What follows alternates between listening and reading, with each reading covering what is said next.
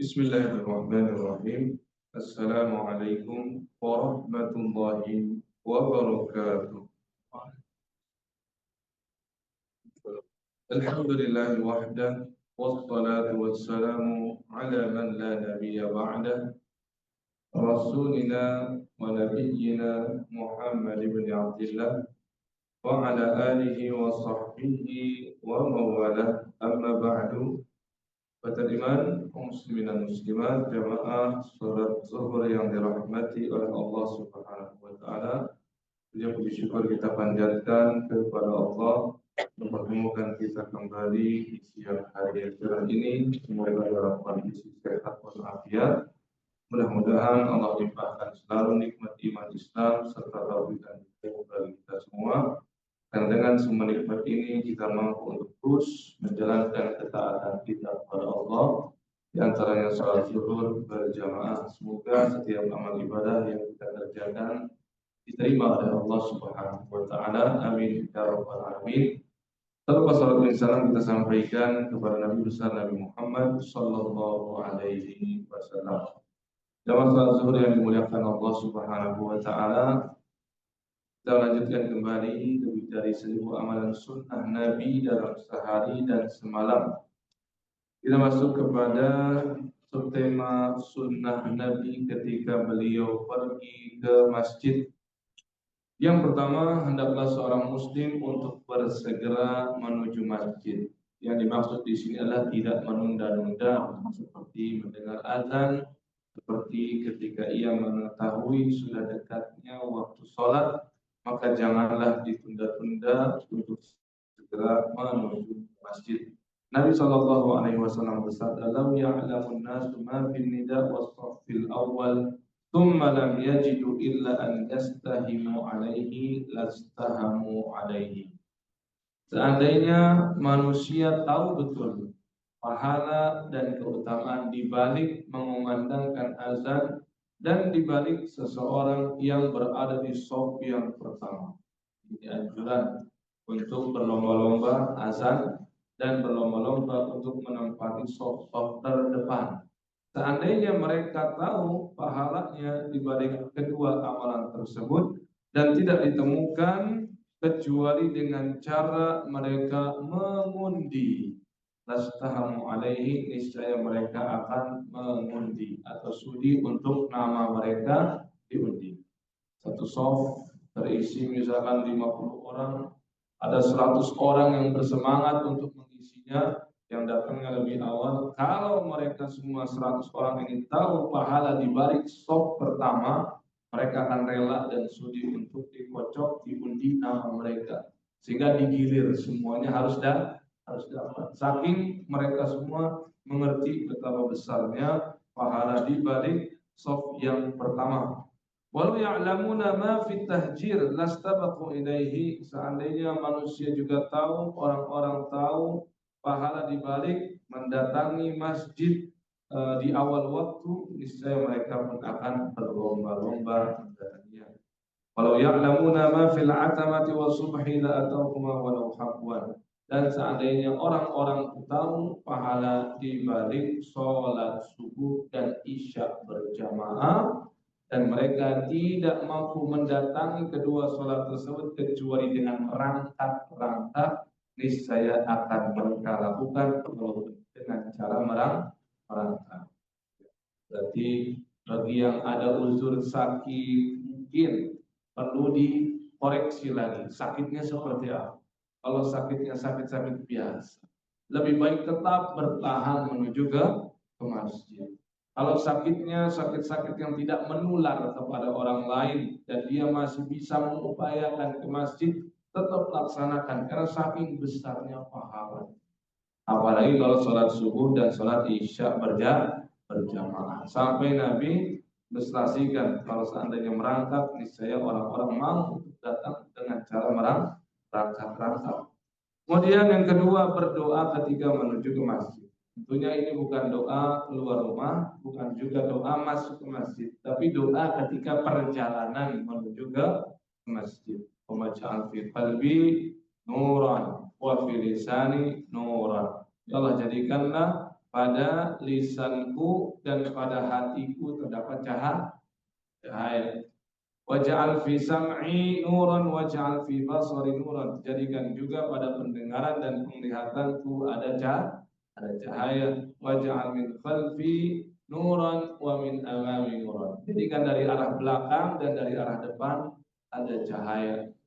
Waj'al min fawqi nuran wa min tahti nuran. Jadikan juga dari arah depan, dari arah atas maupun dari arah bawah ada cahaya. Allahumma a'tini nuran, ya Allah berikanlah aku cahaya. Kata para ulama, cahaya yang dimaksud meliputi 3. Yang pertama sepanjang hidup adalah cahaya hidayah. Cahaya hidayah ini membuat kita lebih mudah diajak baik, lebih mudah diajak beramal soleh, dan lebih sulit diajak beramal salah. Ya. Yang kedua adalah cahaya ketika di alam barzakh, dan kita sangat membutuhkan itu. Dan yang ketiga adalah cahaya di yaumil qiyamah nanti. Sehingga Nabi SAW mengenali kita sebagai umatnya. Karena ciri dari umat Nabi Muhammad SAW pada tubuh mereka memancarkan cahaya, baik cahaya dari wudu maupun cahaya dari doa-doa yang seperti ini. Kemudian yang ketiga, berjalan menuju masjid dengan tenang secara perlahan-lahan. Ini supaya langkah kakinya semakin banyak. Makanya kan poin ketiga ini sangat berkaitan dengan poin yang pertama. Kita berjalannya akan buru-buru, cepat-cepat kalau sudah menjelang azan atau menjelang iqamah.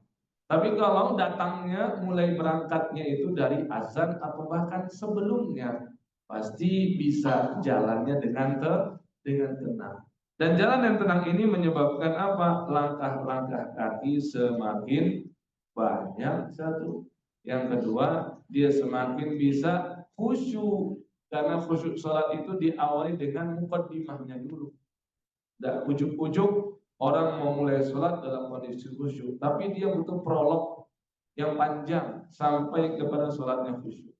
Prolog-prolognya itu seperti menyempurnakan wudhu, seperti berjalan kaki menuju masjid dengan tenang, dengan tentram, seperti dia menjalankan qobliyah dulu, gitu kan? Orang-orang seperti ini bisa dipastikan ketika sholat wajibnya dia lebih khusyuk daripada yang datang buru-buru, terasa gerusuk, satset, datang telat, terus dia langsung Allahu Akbar mulai. Biasanya itu nggak bisa langsung nggak ngeset dulu ya antara pikiran dan juga kekhusyukannya. Kata Nabi SAW, "Idza sami'tumul iqamata famshu ila sholati wa 'alaikum bis-sakinah wal waqar wa la tusri'u.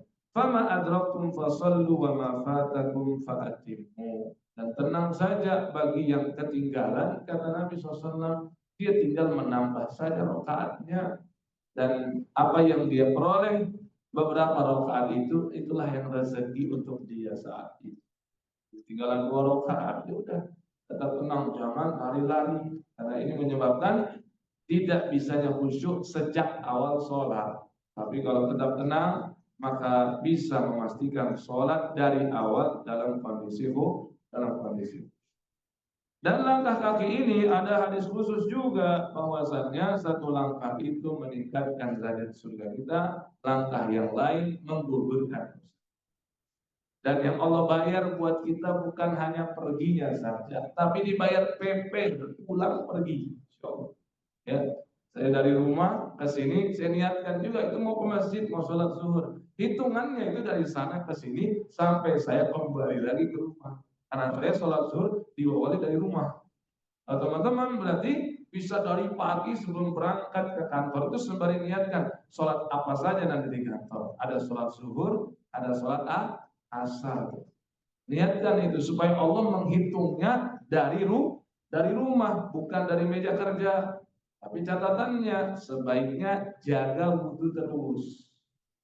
Karena ini juga berlaku buat yang jaga wudhu. Kalau yang tidak menjaga wudhunya, dia baru dihitungnya pahala tersebut dari langkah-langkah tadi ketika dia berwudhu tadi.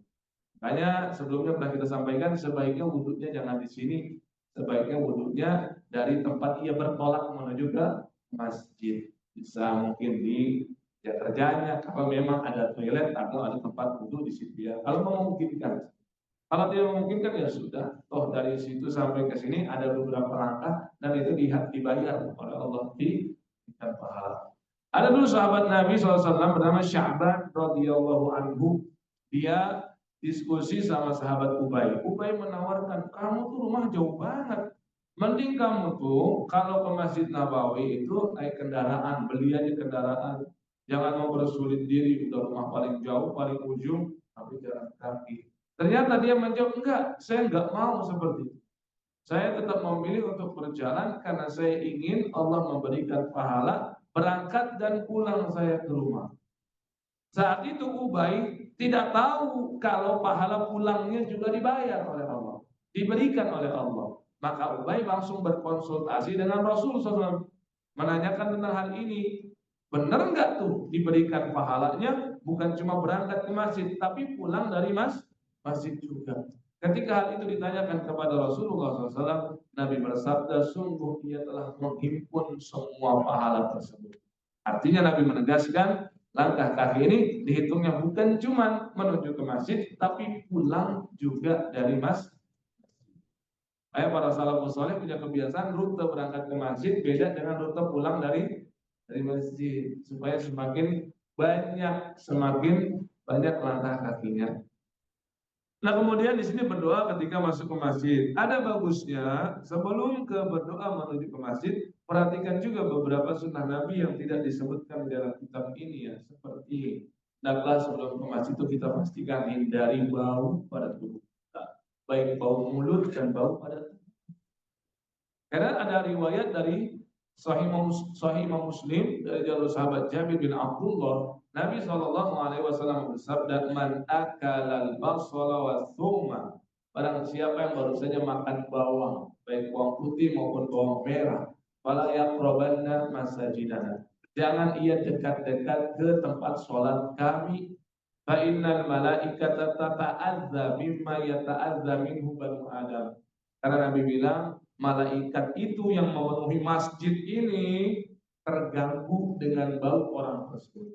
Sebagaimana manusia pun juga terganggu dengan bau seperti itu. Antum bayangkan tuh, Nabi SAW memberikan ya perumpamaan analogi dengan bawang, bukan berarti hanya benda itu saja, tapi benda yang baunya sama atau bahkan lebih menyengat. Dan kita tahu ada beberapa makanan yang lebih bau daripada bawang, bisa kita absen gitu ya. Nah, jadi dan ini hadis ini bukan hanya pada mulut saja, tapi pada badan juga sama. Karena kita hendak ke rumah Allah, jaga adabnya. Karena kita hendak dibersamai oleh malaikat dan didoakan oleh mereka, jangan membuat malaikat risih dan kabur dari kita. Bukan berarti malaikat lemah ya, tidak. Ini karakteristik yang Allah ciptakan untuk malaikat. Memang malaikat itu senang dengan yang wangi-wangi, tidak senang dengan yang bau. Gak bisa itu malaikat menempati tempat yang bau, yang gak ada bacaan Qur'annya, yang tidak ditegakkan ibadah di sana. Maka Nabi bilang, rumah yang senantiasa dibacakan Al-Quran, dilakukan sholat, dan dijaga kebersihannya, maka malaikat yang memenuhi dan setan yang ngacir pergi. Tapi sebaliknya, kalau rumahnya jarang dibacakan Al-Quran, tidak dilakukan ibadah di dalamnya, dan juga kotor, maka yang memenuhi rumah tersebut adalah setan, dan yang ngacir dan pergi adalah malaikat. Kita yang rugi. Yang dimaksud malaikat adalah malaikat rahmat ya, yang senantiasa mendoakan untuk kita 3 hal. Allahumma firlah, ya Allah ampuni dosanya. Yang kedua, Allahumma arhamhu, ya Allah rahmati dia. Yang ketiga, Allahumma tub alaihi, ya Allah terima taubatnya. Sungguh kita sangat membutuhkan doa-doa baik seperti ini dari malaikat, karena doa malaikat itu mustajab. Sama sekali Allah Subhanahu wa taala. Mari kita akhiri dan kita tutup dengan melafalkan subhanakallahumma wa bihamdika asyhadu an la ilaha illa anta astaghfiruka wa atubu ilaik. Wassalamualaikum warahmatullahi wabarakatuh.